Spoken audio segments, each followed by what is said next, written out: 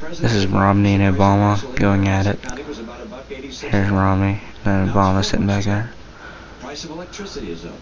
If the Let's president's see, energy policies are working, you're going to see the cost of energy come down. Let's break. Let's see if I can change the contrast. In this country to Nope. get America energy secure, and part of that Not is really. putting in a pipeline of oil from Canada, taking advantage of the oil and coal we have here, drilling offshore in Alaska, drilling offshore in Virginia where the people want it.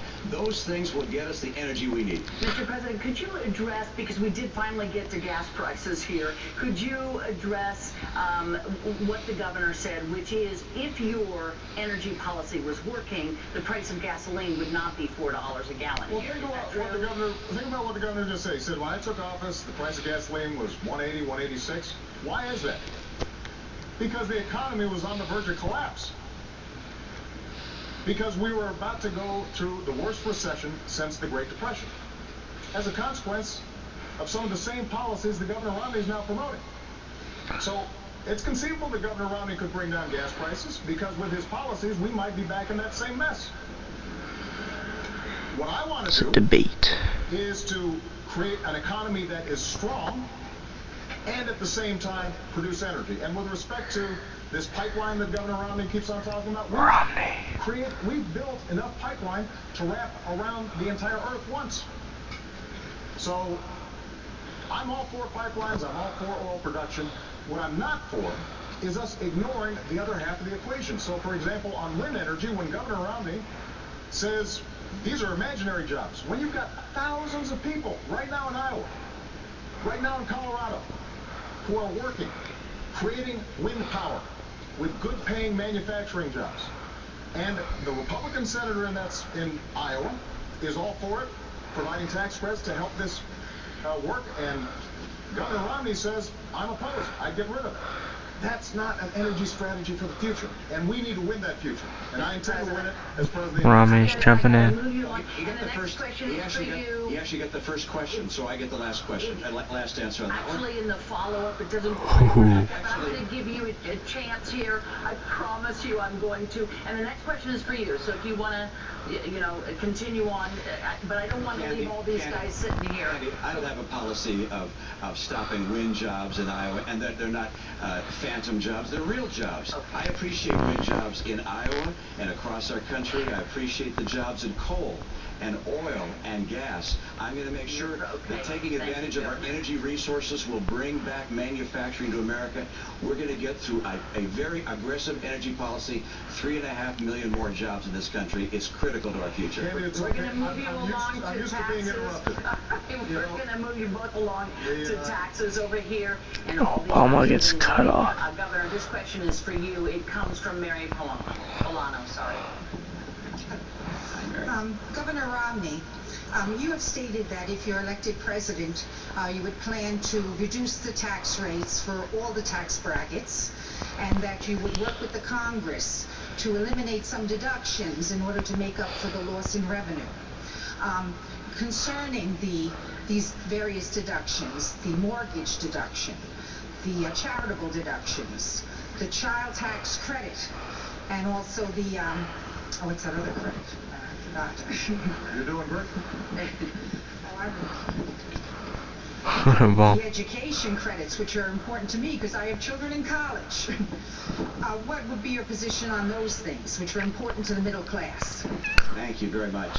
And let me tell you, you're absolutely right about part of that, which is Ooh, I want to bring the rates down. I want to simplify the tax code, and I want to get middle-income taxpayers to have lower taxes. And the reason I want middle-income taxpayers to have lower taxes is because middle-income taxpayers have been buried over the past 4 years. You've seen, as middle-income people in this country, incomes go down $4,300 a family. Even as gasoline prices have gone up $2,000. Health insurance premiums up $2,500. Food prices up. Utility prices up. The middle-income families in America have been crushed over the last 4 years. So I want to get some relief to middle-income families. That's part. Obama grinning back there. He's ready. Set these questions down. Deductions and exemptions and credits, particularly for people at the high end, because I am not I think the rest are just flowing with it. Pay less than they're paying now. The top 5% of taxpayers will continue to pay 60% of the income tax the nation collects. So that'll stay the same. Middle income people are going to get a tax break. And so in terms of bringing down deductions, one way of doing that would be to say everybody gets, I'll pick a number, $25,000 of deductions and credits. And you can decide which ones to use. Your home mortgage interest deduction, charity, child tax credit, and so forth. Tiring. I'm gonna watch it though. 5 minutes in. Comes down, and the burden also comes down on you for one more reason, and that is every middle income taxpayer no longer will pay any tax on interest, dividends, or capital gains. No tax on your savings. That makes life a lot easier. If you're getting interest from a bank, if you're getting a statement from a mutual fund, or any other kind of investments you have, you don't have to worry about filing taxes on that, because there'll be no taxes for anybody making $200,000 a year and less on your interest, dividends, and capital gains. Why am I lowering taxes on the middle class? Because under the last 4 years, they've been buried. And I want to help people in the middle class. And I will not, under any circumstances, reduce the share that's being paid by the highest income taxpayers. And I will not, under any circumstances, increase taxes on the middle class. The president's spending, the president's borrowing, will cause this nation to have to raise taxes on the American people, not just at the high end. A recent study has shown the people in the middle class will see $4,000 a year higher taxes as a result of the spending and borrowing of this administration. I will not let that happen. I'll get us on track to a balanced budget, and I'm going to reduce the tax burden on middle-income families. And what's that going to do? It's going to help those families, and it's going to create incentives to start growing jobs again in this country. Thanks, Governor. Let's see what Obama has to say. Black man back at it. Let's go. And that is, I want to give middle-class families and folks who are striving to get into the middle class some relief. Because they have been hit hard over the last decade, over the last 15, over the last 20 years. So 4 years ago, I stood on stage just like this one. Actually, it was at town hall, and I said I would cut taxes for middle-class families. And that's what I've done, by $3,600. I said I would cut taxes for small businesses, who are the drivers and engines of growth. And we've cut them 18 times. And I want to continue those tax cuts for middle-class families and for small businesses. But what I've also said is, if we're serious about reducing the deficit, if this is genuinely a moral obligation to the next generation, then in addition to some tough spending cuts, we've also got to make sure that the wealthy do a little bit more. So what I've said is, your first $250,000 worth of income, no change. And that means 98% of American families, 97% of small businesses, they will not see a tax increase. So I'm ready to sign that bill right now. The only reason it's not happening is because Governor Romney's allies in Congress have held the 98% hostage because they want tax breaks for the top 2%. But what I've also said is, for above $250,000, we can go back to the tax rates we had when Bill Clinton was president. We created 23 million new jobs. Clancy.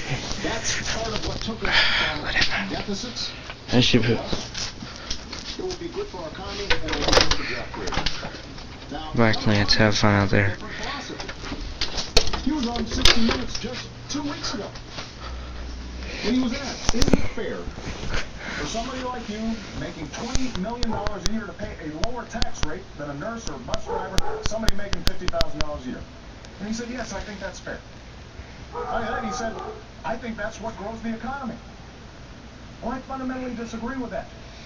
I think what grows the economy is when you get that tax credit that we put in place for your kids going to college. I think that grows the economy. I think what grows the economy is when we make sure small businesses are getting a tax credit for hiring veterans who fought for our country. That grows our economy. So we just have a different theory. And when Governor Romney stands here after a year of campaigning, And Romney's smiling. He's got something he back. stood on stage and said, I'm going to give tax cuts. He didn't say tax rate cuts. He said tax cuts to everybody, including the top 1%. You should believe him, because that's been his history. And that's exactly the kind of top-down economics that is not going to work if we want a strong middle class and an economy that's thriving for everybody. Governor Romney, I'm sure you've got a reply there. Who he does. You're absolutely right. You heard what I said about my tax plan. The top 5% will continue to pay 60% as they do today. I'm not looking to cut taxes for wealthy people. I am looking to cut taxes for middle-income people. And why do I want to bring rates down and at the same time lower exemptions and deductions, particularly for people at the high end? Because if you bring rates down, it makes it easier for small business to keep more of their capital and hire people. And for me, this is about jobs. I want to get America's economy going again. 54% of America's workers work in businesses that are taxed as individuals. So when you bring those rates down, those small businesses are able to keep more money and hire more people. For me, I look at what's happened in the last 4 years and say, this has been a disappointment. We can do better than this. We don't have to settle for Obama. How many months? 43 months with unemployment Smile. of 8%. This is a picture 23 pose million right there. Americans struggling to find a good job Another right now. picture There are pose. 3.5 million more Another women picture living in pose. poverty Okay, today son. than when the president took office. We don't have to live like this. We can get this economy going again. My 5-point plan does it. Energy independence for North America in 5 years, opening up more trade, particularly in Latin America, cracking down on China when they cheat, getting just a balanced budget, fixing our training programs for our workers, and finally championing small business. I want to help small businesses grow Okay, and thrive. I'm I done. know how to make that happen. I spent Bye, my life in the everybody. private sector. I know why jobs come, Obama, why they wait, go. I'm not And they're leaving. going now because of the Obama has policies something of this to administration. say. Governor, let me ask the president something about what you just said. The governor says It's a lie. that Basically, he's it's a lie. not going to allow the top 5%, I believe is what he said, to have a tax cut, that it will all even out, that what he wants to do is give that tax cut to the middle class. Settled? No, it's not settled.